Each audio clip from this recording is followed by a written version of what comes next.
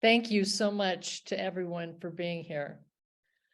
The police are investigating several Nicaraguan dioceses for illegal acts. On May 27th, yesterday, the police reported that it had started investigations of several dioceses for being linked to illicit acts. It says that the police were informed May 19 of illicit handling of funds and use of bank accounts that have belonged to persons convicted of treason.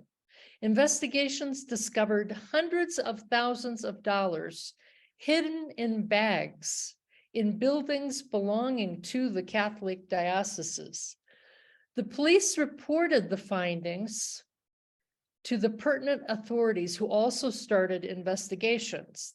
These found that money had been illegally taken from bank accounts that had been ordered to be frozen, as well as other illicit acts. These appear to be part of a money laundering network in different dioceses. The Attorney General's office, the superintendents of banks, and the Financial Analysis Unit have confirmed criminal movements with funds for the dioceses entering the country irregularly. Proceedings have been opened for all these crimes. The superintendents of banks has requested the Episcopal Conference of Nicaragua and the head of the church, His Eminence, Cardinal Leopoldo Brenes, to present the documents showing the bank account movements so that the laws of the country are complied with.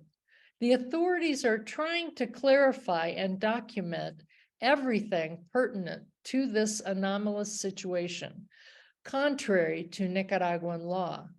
Investigations continue so as to achieve transparency in the operation and management of the finances of these institutions. And we will have more on this story later in the program. Nicaragua continues to be the safest country in the region. Homicide Monitor found Nicaragua with the lowest homicide rate in the region, with 7.3 per 100,000. The highest homicide rate is Honduras, with 25.8 per 100,000. Mobile clinics bring quality medical care to families every day. Last week, specialists provided consultations to the residents of the Francisco Mesa neighborhood of Managua, part of the famous Eastern Market. We are in this health fair that is quite busy to provide different medical services with excellent attention to the population. We also provide medicine, said Dr. Eduardo Correa.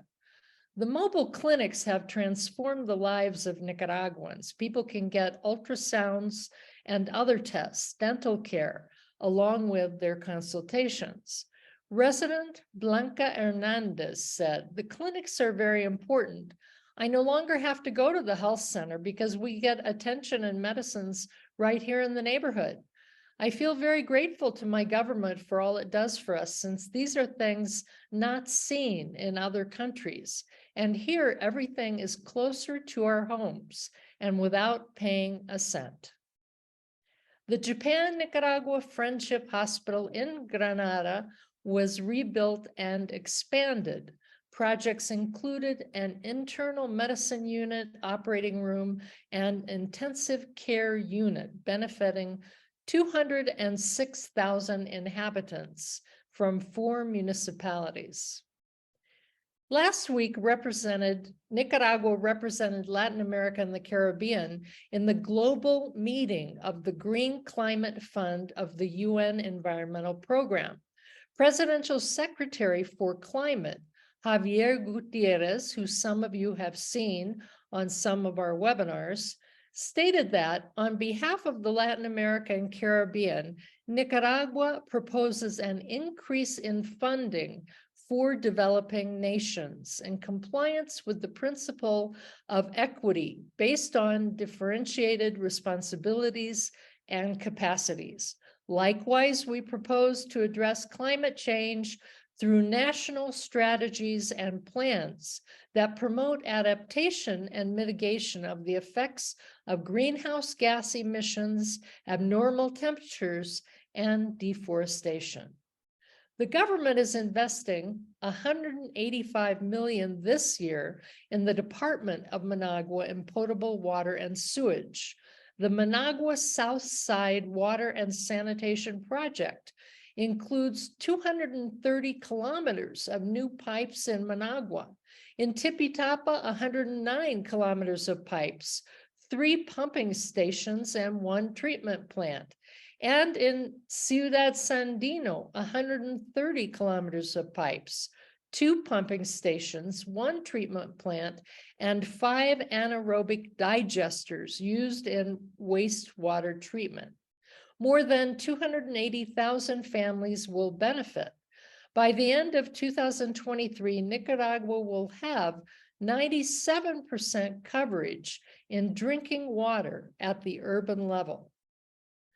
$4.5 million in fishery production packages was delivered to 5,720 artisanal fishermen and women to strengthen productivity on the Caribbean coast over the last 2 years. 36 inmates of the Bluefields Penitentiary System graduated in May as high-level technicians in information technology after studying the course on Saturdays for 2 years. The technical career was given by the Huracan University so that these men and women can contribute to society when they complete their sentence. When the Sandinista National Liberation Front regained the presidency in 2007, only 54% of homes had electricity. Now, 93% have electricity. In 2008, wind energy was installed for the first time, similar to the 80s when the government launched geothermal energy. In 2006, the use of clean energy was 26%, and by 2021, it had reached 70%. In the first quarter of this year, it has reached almost 80%. In the first quarter of 2023, the Social Security Institute, known as INS, incorporated more than 16,000 new affiliates, 0.7% higher than the same quarter last year, reaching a total of nearly 800,000 affiliates. 127,000 low-cost homes were built between 2007 and 2022, benefiting 633,700 people. Over the next 2 years, 34,000 affordable homes will be built, favoring at-risk populations. And on April 27, the second section of the Rosita to Bonanza Highway in the North Caribbean coast was opened. This 30-kilometer road of hydraulic concrete allows safe, stable, and comfortable connection between the development poles of the mining triangle with the Pacific. It will be an important artery of development, peace, and prosperity for the families of Nicaragua. Thanks so much. Back to you, Barbara.